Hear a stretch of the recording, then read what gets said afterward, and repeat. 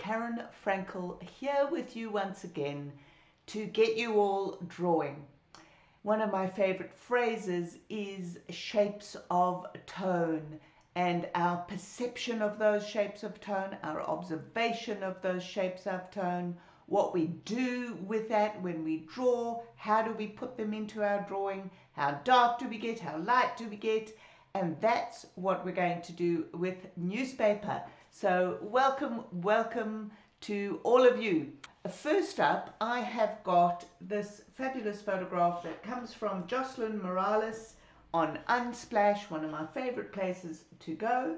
This lovely pair of lemons, it's a perfect photograph for what I'm going to be doing today. As you can see, there are some very strong tones on that photograph, and in fact I've also printed it out in black and white, which show you those tones even more clearly. And so this is a very useful tool when you are taking photographs for you to draw. Most cameras these days, most phones these days have the ability to change the photograph into black and white. When I am talking drawing, I am often talking about shapes of tone, and I put that I try to get you to understand the different tones in a drawing by understanding where in the tonal scale it fits. So this is my 2B pencil. Number 5 will be your darkest tone. Number 3 is your mid-tone. Number 4 is somewhere in between. And number 2 is a very light tone, because number 1 is your lightest light. And I often simplify my drawings and my paintings into those 5 tones or even 3 tones. Yes, of course, there are tones that are in between. You could actually, get lighter and lighter from this 5. In fact, you can go darker than that 5 if you've got a darker pencil. So if you've got a 9B, 6B, you can of course go darker. There, I've even gone darker with colouring in a bit harder. So maybe that should be my 5. But this isn't a perfect science. So ish is always a good, suffix to add on to words that I'm talking about. And that's exactly what I'm going to be talking about today, is simplifying these tones so that we can find out how to reproduce something that looks three-dimensional. There's very clearly a strong shadow on these lemons because they are casting such definite darks. So now we come to what on earth are we doing with newspaper. What I would actually like you to do is to find some areas of your newspaper that are just black and white or dark and light, regardless of your color. So I'm going about now finding these words. Okay, if I tear off a bit of that and I put it up against my photograph. Now clearly this is whiter than the sort of yellowy buff color of the newspaper. You are going to choose what tone that is going to represent. So for me, I'm estimating, even though it doesn't match perfectly there, this looks a lot lighter than that, but I'm going to try and consider that that is my number 3 tone for the moment. I might change my mind. In fact, I'm going to put it down on a white piece of paper so that you can see what I'm doing. And I'll probably need a few of these. Now, as you can see, I am tearing my paper. If you want to, especially when we get to a later stage, of course you can cut it. And one of the reasons for cutting it is when you are tearing paper, if you try and tear it in a circle, you'll find that it wants to tear straight in one direction, and if you try and tear it in a different direction, it goes all over the shop. So that's the warp and the weft, apparently. So when you are collecting your bits of paper, for the moment, I think it's just fine to be tearing pieces for your various tones. So if I'm considering that to be my number 3 tone, I'm actually only going to find some number 1 tone and some number 5 tone. So number 1 tone is probably going to be plain newspaper, and I don't think that there's going to be very many places in this newspaper where we've just got plain newspaper. And while I'm on this page, I'm going to tear that whole page up, because I've just found myself some awesome black. Okay, and while I'm doing that, just because I've got it at the same time, even though I said I wasn't going to do my, I was only going to do 1, 3 and 5 to start off with, I reckon that that white print on that black would be a very, very nice 4 tone. So you can see what I'm doing. I didn't prepare any of this beforehand. I've now got a 5 and a 4 and a 3. So the only place at the moment that I can see white is on the edges of the newspaper. So I found an edge there that's just got a line running through, so that would do quite well for my 1. And if I find some very tiny writing, let's see if I can find any more tiny writing. See if I can get something that resembles a 2, because I've now found my 1. Oh, look, I found more 1s. How about that, getting excited over stupid adverts? So I'm trying to tear this page down the middle, and can you see it's not tearing very well because it's going in the wrong direction. So I'm going to grab my scissors, because I like these 1s, and I think I might have found another tone 2 in this grey here. So I don't know how well you can see that. So they don't have to be perfect, right? So it doesn't have to be identical 1s and 2s. So there's a 1, and this, actually you can't really see it very well, but this grey here is somewhere in between. So can you see that I've now got myself a bit of a tonal scale happening there? 5, 4, 3, 2, 1 are my tonal variations. I'm going to plan where my tones are going to be, and that one is going to be 5. Now, I'm not particularly fussed at the moment. You can see that there's a very thin reflection of light across that edge. I'm not worried about that right at the moment, okay?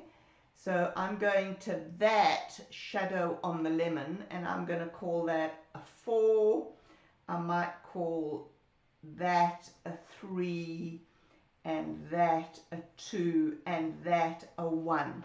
Remember that when you are drawing, painting, whatever, you have license to do what you wish. And so you can change things to exaggerate. And I often do change the contrast between dark and light to exaggerate that three-dimensional result. Also remember that even though we're talking about the tonal ladder and 1 being white, it doesn't necessarily need to be white. It just needs to be a representation of the lightest light on our page. So you may choose to call this tone 2 instead of what I've called tone 2. For example, obviously, you know, this section here looks like it's somewhere between 1 or 2.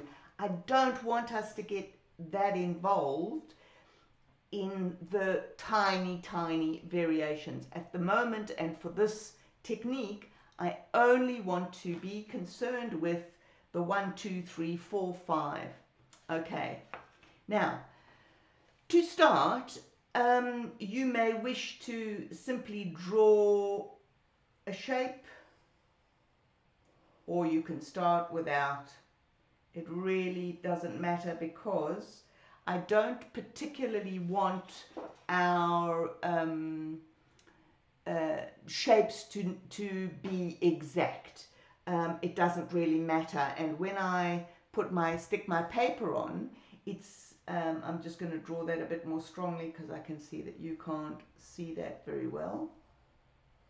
I'm not going to be cutting my paper exactly into that shape anyway, so that's only to give me an idea. I'm going to come with my darkest dark, and I'm going to see how it more or less fits there. And as I said, I like tearing.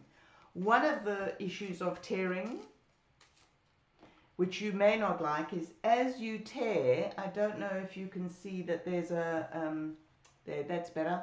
You can see a white edge forming there. Now there's no edge on that because I was tearing underneath or lifting this up. But as I tore that up, it left a white edge. I'm not fussed about those edges. I'm not fussed about, you know, 2 little dots there, that sort of thing. I'll tell you a little bit about the glue. So this is not an exact science. This is an exercise. So you may want to end up with a real picture that you frame and all of that sort of thing. But as far as the exercise goes, it doesn't actually matter what glue you use. So if you've got a stick glue, you know those, the kids use those stick glues. I found this this glue, which is for wood and tile and glass. So this is extra, extra strong. I don't really need to have it this strong, but it's actually got a really nice applicator there. So I'm going to use that. But also in this little plastic container, I've got a little brush, and this is diluted PVA glue, which is white wood glue. So it really doesn't matter what glue you use. Try to keep your glue not very wet, not very sticky. We are just simply placing these shapes onto the paper so that we get an effect. So I'm just going to squeeze a bit out. I think this is wood glue as well.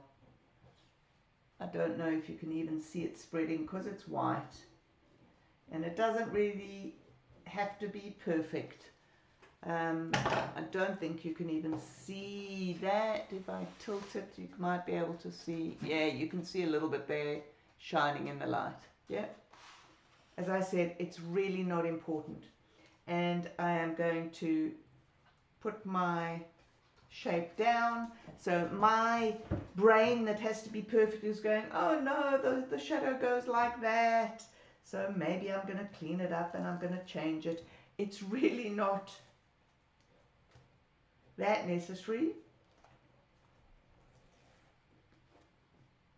Okay, so first one down. Now, if I want to, I could have drawn the second lemon there, and I could put that there. Now, look what's happened. And this is one of the reasons why I want to do this exercise. If I look at that photograph, there's a lovely bulge in that lemon, which I did not see until I looked at the negative shape of this dark. Can you see that big bite that's sort of been taken out of that black? So that's the only way I noticed that the shape I had drawn here wasn't the same.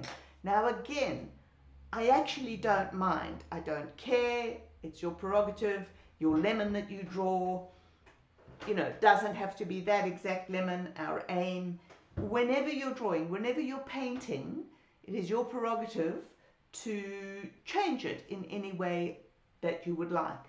But as I'm teaching from a traditional viewpoint of doing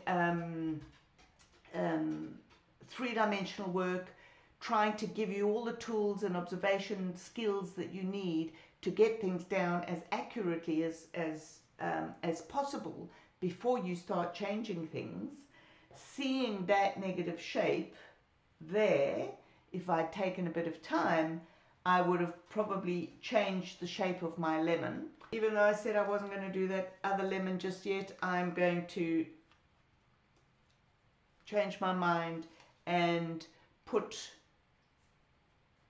that down like that.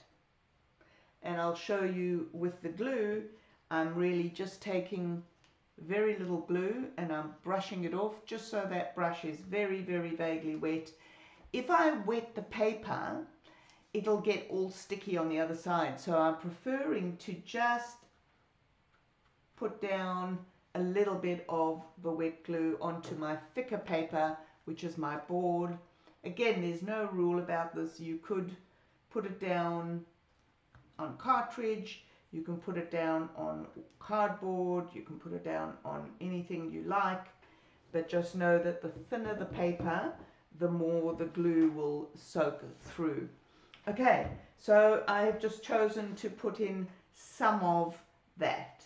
Even though I said I wasn't worried about those two spots, I might actually put a bit more glue on and cover them up. Okay, now we've got a thin layer of tone 4 there. Probably right at the end I will come back and put something small there, but that's the last thing, so I consider those details. These are the first large shapes of tone that I want you to get done. So I've said in my picture there that that tone is a tone 4. It's very close to that, and that's what I chose for my tone 4.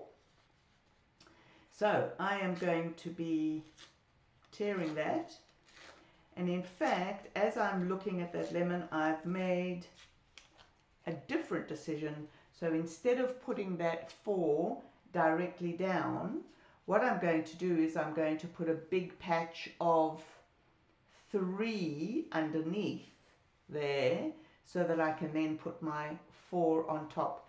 And this is actually something that you can do with your drawing as well. You can start off with number 2 tone, then put number 3 tone over it, put number 4 tone over that, and then put number 5 tone over that. So I'm using that principle with this collage as well. So I'm going to go, number 2 tone is that, so I'm actually going to put my number 3 tone everywhere, and that's what I had the most of.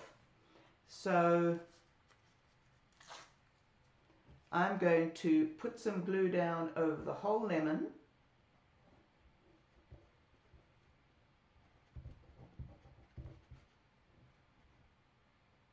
Whether it's your brush or not, it doesn't, I've got some spaces there where the glue hasn't gone. It's really not an issue.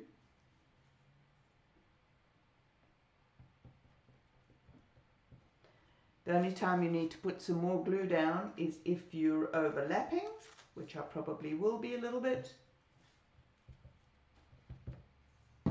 So again, you're not worried about getting the shape perfect, because you're able to add more shapes on top, and in fact that'll be to your advantage, I think. So I've got lots of this tone 3. I like that point that's there. I think that fits in perfectly over there. How's that? And I might just lift that up a bit, glue it down, There's a bit of lemon sticking out there.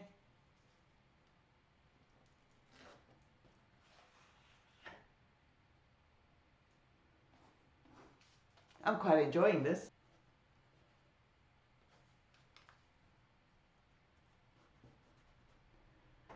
And that's not sticking very well. Add a bit of glue. I hope you can see where I'm going with this.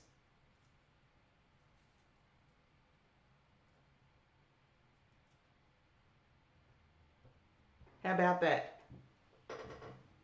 Okay, so that is our basic lemon. And now I'm going to come back with that number 4 tone. I hope you can see these tones in that coloured lemon as well that's on the screen.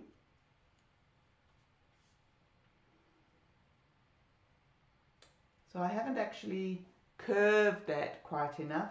So I could just bend the paper, or I think I'm going to prefer to cut the paper a little bit. And am I going to take it right to the edge? Yeah, I think I will, because that tone on the edge there, oh, see, I'm working it out as I'm going.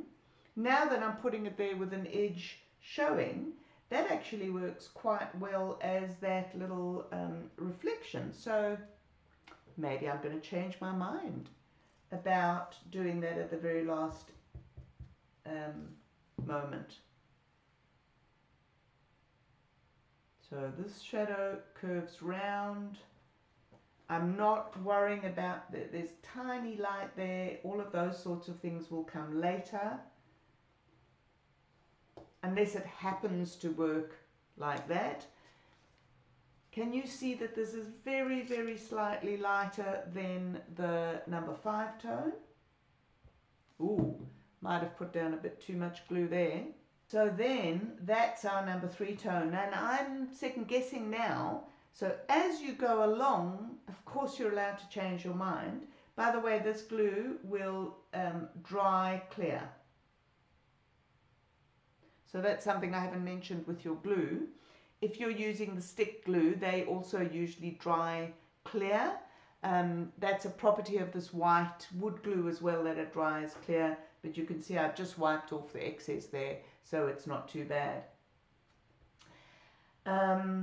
Okay, I'm going to continue just with a 1, 2, 3, 4, 5, even though my head is screaming at me to actually start putting in these subtle changes.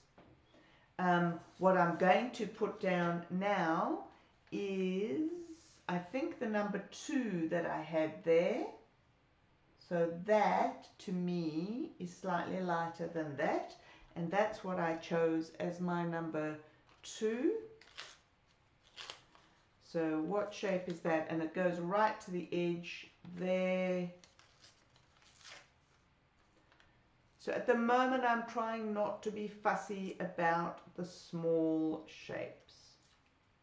Let's see if when we put that there, if it does in fact look lighter. So I'm not gluing down every area of it, I'm just gluing down a section. So now that I'm putting it down, it's not really looking lighter than that, is it? So maybe my choice of number 2 tone didn't work very well. But I'm going to let it live for now, and I'm going to take my number 1 tone, which was the edge of the paper, and I'm going to put it down where that highlight is.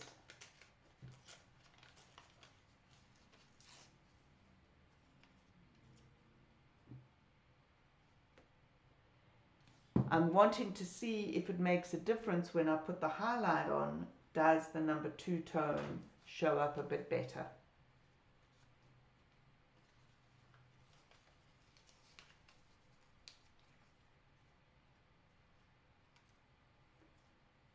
Please allow yourself to do this as freely as I'm doing it. Clearly, my lemon doesn't look like that lemon. It is a an exercise. Okay, so I've got a little bit too much glue there. I'm going to just wipe it off a little bit with my finger.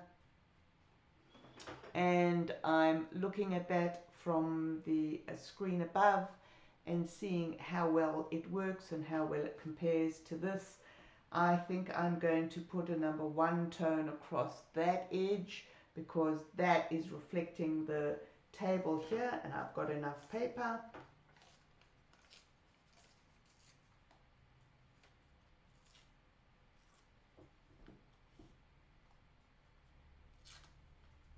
And I want to curve it round. Is it as big as that? So you can see you can place it down without having to glue it down and see if it's working. And I'm just realizing that might not be the best spot for my highlight, so I'm moving it up a little bit. Maybe this is a bit too big.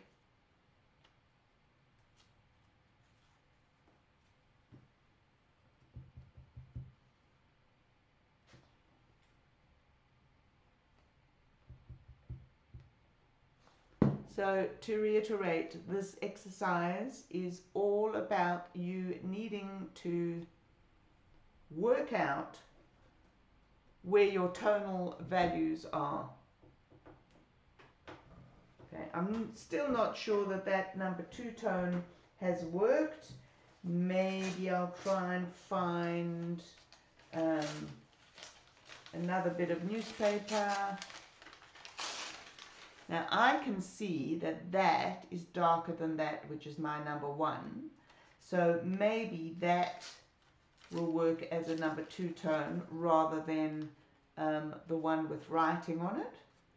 So let's see what happens. Doesn't matter if some of that can be seen. Let's see if that works a bit better. Yes, I think that does. How's my lemon looking? Is it looking like a lemon yet?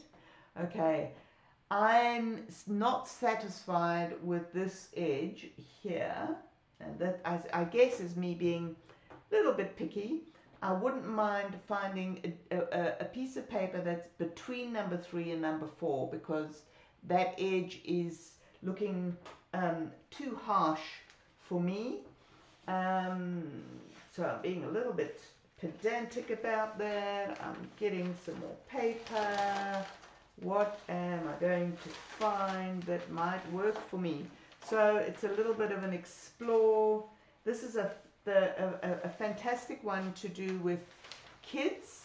So I wonder if that is a little bit stronger than my normal writing, or that's a bit stronger. Let's have a look. I'm trying not to use any colored bits. So let's have a look. Is that going to be a good change between that and that? Nah, that's not working. Here's the grey with a bit of writing on it. And that was how I had it before, wasn't it? There's some grey with some smaller writing on it, some dark. So let's see if that works. Even when you are drawing and you're looking for these tones, it is really a good idea to have a separate sketchbook or a separate scrap piece of paper to try out tones to see if they're going to work. Oh, I think we may have found what we're looking for, what I'm looking for. So that is a little bit lighter, not by much. I'm going to put a thin sliver on there. It's not making too much of a difference, but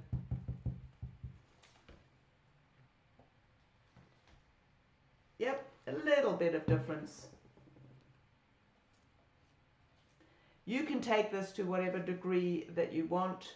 I think that my lemon is done. I might just put a tiny bit more glue there because it's lifting up. I'm not going to do the second lemon. It does look a bit funny that I've got that shadow there, because that shadow comes, of course, from this lemon. But of course you can start putting your lemon there. Maybe I'll just add that bit of paper to indicate that there's going to be something else there. So that is as simple as it gets. I rather like my lemon there. I don't care that it's not the same as that lemon, so we can take that one away. That is the end of my little newspaper demonstration, and I hope this gets your juices flowing a bit. It's been lovely demonstrating for you once again. Get drawing. Karen Frankel signing out. Bye bye.